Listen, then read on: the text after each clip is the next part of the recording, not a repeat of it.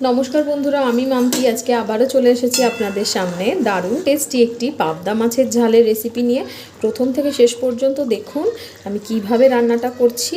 আর যদি ভালো লাগে তাহলে অবশ্যই আমার চ্যানেলটিকে সাবস্ক্রাইব করে দেবেন এবং পাশে থাকা বেল আইকনটি প্রেস করে দেবেন নতুন নতুন রান্নার নোটিফিকেশান সবার আগে আপনার কাছে পৌঁছে যাওয়ার জন্য। এত সুন্দর পাবদা মাছের ঝালটা আমি কিভাবে বানিয়েছি প্রথম থেকে শেষ পর্যন্ত কিন্তু অবশ্যই আপনাদের দেখতেই হবে। তাই এভাবে আপনারাও বানান। পাবদা মাছের এই ঝালের রেসিপি আপনারাও বাড়িতে এভাবে বানিয়ে অবশ্যই কিন্তু গরম গরম ভাতের সাথে পরিবেশন করুন। তাহলে চলুন আজকের এই রেসিপিটি আমি শুরু করছি। পাবদা মাছের এই রেসিপিটা করার জন্য আমি নিয়ে নিয়েছি পাবদা মাছ। এই পাবদা মাছগুলোকে আমি প্রথমে লবণ আর হলুদ দিয়ে ভালো করে মেখে নেব। মাছটাকে খুব ভালো করে আগে ধুয়ে নিয়েছিলাম। এবারে পরিমাণ মতো লবণ আর পরিমাণ মতো হলুদ দিয়ে দেব। হলুদ ও লবণ দিয়ে খুব ভালো করে মাছটাকে মেখে রাখবো।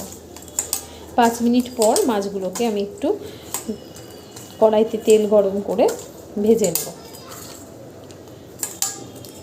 খুব ভালো করে মেখে নিয়েছি মাছটাকেও। এবার এইভাবেই মাছটাকে কিছুক্ষণ রেখে দেব। 5 মিনিট হয়ে গেছে। আমি হলুদ লবণ দিয়ে মাছটাকে ম্যারিনেট করেছিলাম আর এদিকে একটু কড়াইতে তেল দিয়ে দিয়েছি। তেলটা গরমও হয়ে গেছে। এবার মাছগুলোকে আমি একে একে ভেজে নেব।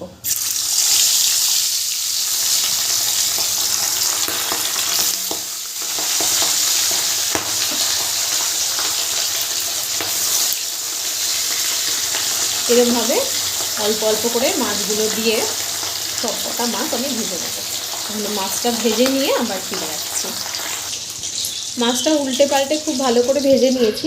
এবারে তুলে নেব আর একই রকমভাবে বাকি মাছগুলো আমি ভেজে নেব। বাকি মাছগুলো আবারও আমি ভাজার জন্য দিয়ে দিলাম। আর এদিকে এই মাছের রেসিপিটা করতে লাগবে আমার একটা মিডিয়াম সাইজের গোটা পেঁয়াজ আর কয়েকটা রসুন আর 4টে মতো কাঁচা লঙ্কা নিয়েছি আমি। আপনারা যে যেরকম ঝাল খাবেন সেই হিসেবে লঙ্কাটা নিতে পারেন। এটার একটা পেস্ট বানিয়ে নেব। মশলার পেস্টটা আমি বানিয়ে নিয়েছি। আর এদিকে শিলের ভেতর কিছুটা সর্ষে নিয়ে নেব। এই সর্ষেটাকে আমি ভালো করে বেটে নেব। এই মাছগুলো আমি খুব ভালো করে ভেজে নিয়েছি। এবার এটাকে তুলে নেব। মাছগুলো সব তুলে নিয়েছি। এবার তেলের ভেতর দিয়ে দিচ্ছি একটা শুকনো লঙ্কা ফোড়ন। দেওয়ার পর আমি মশলার পেস্টটা এর ভেতর দিয়ে দেবো। পেঁয়াজ রসুন আর কাঁচা লঙ্কার পেস্টটা একটু ভালো করে কষে নিতে হবে।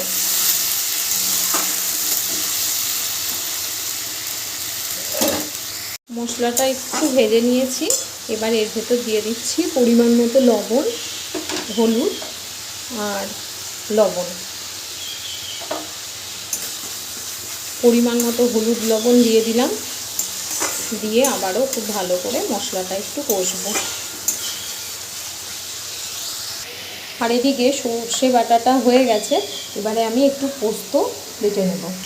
এবার ওই শিলেই আমি নিয়ে নিচ্ছি অল্পটা পোস্ত। এই পোস্তটাকে এবারও বেটে নেব। পেঁয়াজ রসুনটা খুব ভালো করে কষে নিয়েছি।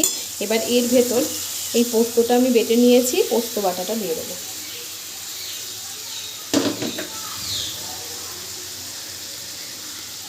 পোস্ত বাটাটা দিয়েও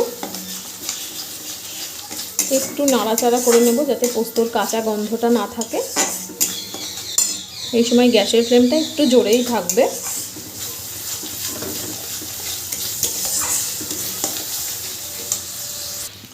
পোস্ত বাটাটা দিয়েও আমি কিছুক্ষণ কষে নিয়েছি। এবারে এর ভেতর দিয়ে দেব সর্ষে বাটাটা। সর্ষে বাটাটা দিয়েও সামান্য একটু নাড়াচাড়া করে আমি জল দিয়ে দেব। কারণ সর্ষে বাটা দিয়ে বেশি যদি আপনারা ভাজেন তাহলে কিন্তু সর্ষেটা তিতো হয়ে যেতে পারে। তাই দিয়ে দিচ্ছি বাটি ধোয়া জল।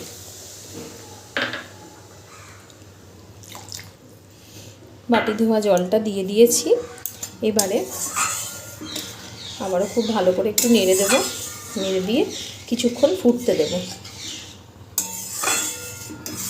কিছুক্ষণ ফুটে যাওয়ার পরে আমি এর ভেতর মাছগুলো অ্যাড করব। ঝোলটা একটু ফুটে গিয়েছে, এবারে এর ভেতরে দিয়ে দিচ্ছি কটা কাঁচা লঙ্কা। কাঁচা লঙ্কা দিয়ে আবারও আমি নেড়ে নিয়েছি। আর এবারে এর ভেতরে আমি মাছগুলো একে একে অ্যাড করে দেবো। ভাজা মাছগুলো অ্যাড করে দিচ্ছি।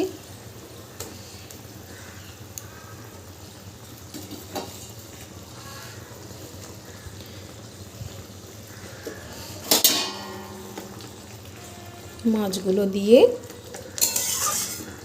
একটু ফুটিয়ে নেব মাছটাকে। মাছটা খুব ভালো করে ফুটে গিয়েছে। এবারে মাছের ওপরে আমি একটু ধনেপাতা ছড়িয়ে দেব। এই ধনেপাতাটা ছড়িয়ে দিলেই রেডি হয়ে যাবে আমার পাবদা মাছের সর্ষের ঝালের রেসিপি। তাহলে ধন্যবাদ প্রথম থেকে শেষ পর্যন্ত আমার রেসিপিটা দেখার জন্য। আর অবশ্যই এই মাছের রেসিপিটা আপনারা বাড়িতে বানান, বানিয়ে খেয়ে আমাকে কমেন্ট করে জানাবেন কীরকম হয়েছে। যদি ভালো লাগে তাহলে আমার চ্যানেলটিকে সাবস্ক্রাইব করে দেওয়ার অনুরোধ রইল। আর পাশে থাকা বেল আইকনটি প্রেস করে দেবেন নতুন নতুন রান্নার নোটিফিকেশন সবার আগে আপনার কাছে পৌঁছে যাওয়ার জন্য। তাহলে আজকের মতো টাটা, দেখা হচ্ছে নতুন কোনো রেসিপি নিয়ে।